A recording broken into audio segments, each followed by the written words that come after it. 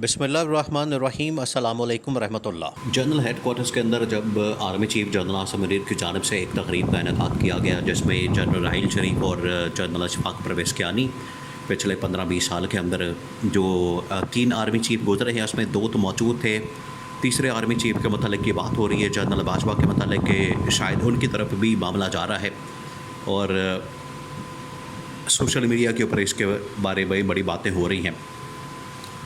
लेकिन ये जो अभी गिरफ़्तार किया गया जनरल फैज़ हमीद को, इसके मतलब जनरल राहील शरीफ और जनरल अशफाक परवेज़ कियानी ने भी आखिरकार अपने ख्यालात का इज़हार किया है जनरल आसिम के सामने। पहले तो ये बात समझने की ज़रूरत है कि जनरल फैज़ हमीद को गिरफ़्तार किस मकसद के लिए किया गया, कि वो क्या टॉप सिटी के अंदर किसी करप्शन के अंदर मुलविस है, या फिर जो कहा जा रहा है कि आर्मी एक्ट की खिलाफ वर्जी के तहत कुछ सरगर्मियाँ अमल में लाई गई जनरल फैज़ हमीद की जानिब से रिटायरमेंट के बाद। तो ये 2 वजूहात बयान की जा रही है। इसके ऊपर पूरे पाकिस्तान के अंदर बवेला मचा हुआ है, शोर मचा हुआ है और पूरे पाकिस्तान के अंदर बहस हो रही है। पूरे पाकिस्तान के अंदर इस वक्त शोर शराबा हो रहा है और नून लीग के अंदर नवाज़ शरीफ भी अचानक से निकल आया। नवाज़ शरीफ को भी जिस तरह से किसी ज़माने में इन्होंने अपने सदर को रखा हुआ था, सदर ममनून हुसैन को, और उसको धुप्प लवाने वास्ते बाहर कढ़ दे सन, बिल्कुल ऐसे ही अब नवाज़ शरीफ की हालत हो चुकी है। इन्हें धुप्प लवाने वास्ते बाहर कढ़ देने, तो धूप लगवाने के लिए इसको बाहर निकाला है और बड़ा चमकता दमकता, बड़ा महकता खिलता हुआ वो ही उसका आज भी देखें। आज तो चले थोड़ी सी गर्मी कम हो गई है, फिर भी 35-40 टेम्परेचर होता है। आज भी मफलर लेकर बैठा हुआ है वहाँ पर। आवाम बाहर बेचारी मर रही है गर्मी की वजह से, लोड शेडिंग की वजह से, महंगाई की वजह से, बिलों की वजह से, बिजली की वजह से मर रही है, खुदकुशियाँ कर रही है, भाई भाई का गला काट रहा है, छुरियाँ फेर रहे हैं, एक दूसरे को छुरियाँ मार रहे हैं और लोग खुदकुशियाँ कर रहे हैं, बच्चों को नहरों के अंदर फेंक रहे हैं, उनको ज़िंदा मार रहे हैं। और ये जनाब नवाज़ शरीफ साहब आते हैं मफलर लेकर, जैसे कि बड़ा जनवरी का दिसंबर का मौसम है, या ये बैठा हुआ है किसी रूस के किसी इलाके में, मॉस्को वगैरह में, जहाँ पर कोई -50 टेम्परेचर है। तो नवाज़ शरीफ भी अचानक से मंजर आम पर आ गया। आज भी वही रोना रोना रोना धोना रोना पिटना उसका। बहरहाल ये जो इस वक्त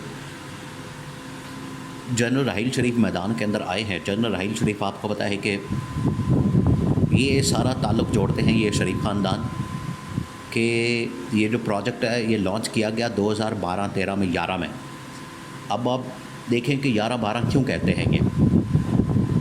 उस वक्त DGISI थे जनरल शुजा पाशा, और पहले थे अशफाक परवेज़ कियानी आर्मी चीफ, उसके बाद आ गए जनरल राहील शरीफ आर्मी चीफ, और उस वक्त DGISI बन गए जनरल ज़हीरुल इस्लाम।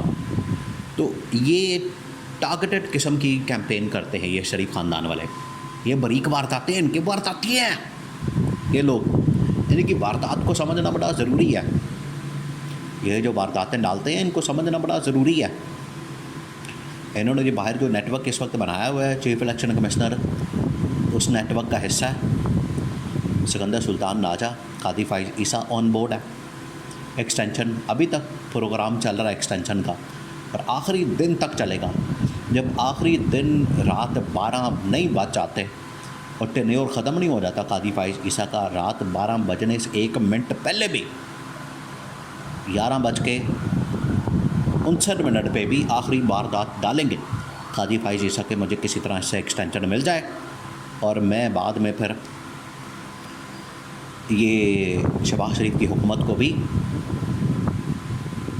तवालत दे सकूं और इसको भी लंबा कर सकूं। तो ये जो इस वक्त पाकिस्तान के अंदर जनरल फैज़ हमीद की गिरफ़्तारी हुई, ये गिरफ़्तारी के बाद असल में इवेंट मुनक़्क़िद किया गया GHQ के अंदर जनरल हेडक्वार्टर्स में। तो वहाँ पर आपको पता है कि ये सारा प्रोजेक्ट इमरान खान को जोड़ा जाता है जनरल राहील शरीफ के ज़माने में, जनरल अशफाक परवेज़ कियानी के ज़माने में, वहाँ पर उन्होंने कहा कि ये जनरल फैज़ हमीद की जो गिरफ़्तारी है, इससे जो पाकिस्तान की फ़ौज है, पाकिस्तान की जो आर्मी है, जो कि दुनिया में,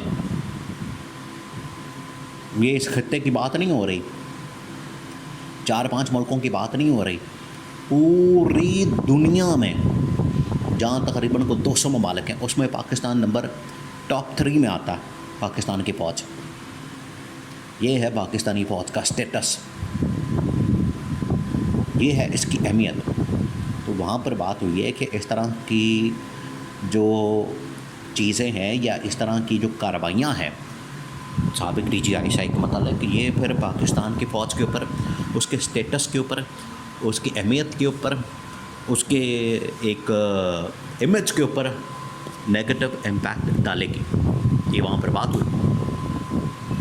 फ़ौज के अंदर अभी भी बात हो रही, लोग बात कर रहे हैं। ये जो इमेज है, इमेज बड़ा ज़रूरी होता है।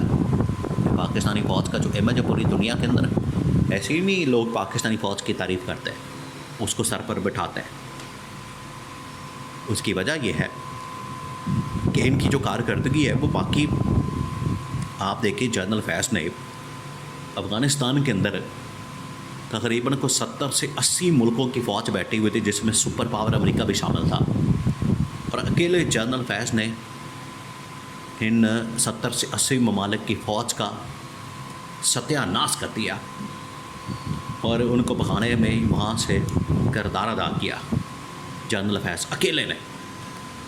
ये है उसकी काबिलियत। और ये कहते हैं कि जनरल फैज़ ने टॉप सिटी के अंदर, टॉप सिटी तो खैर करप्शन डाल रहे हैं जनरल फैज़ के ऊपर, और ये इनकी पता नहीं कितने इस तरह की हाउसिंग सोसाइटियाँ और लंदन के फ्लैट्स और जायदादें, प्रॉपर्टियाँ, इनके केसेस और मुकदमात निकल आएंगे, इनकी करप्शन निकल आएगी कि लोग कानों को हाथ लगाएंगे। जनरल फैज़ के ऊपर टॉप सिटी का केस तो कोई छोटा मोटा केस है, इनके केसेस खोलें तो फिर आपको पता लगे कि करप्शन क्या होती है।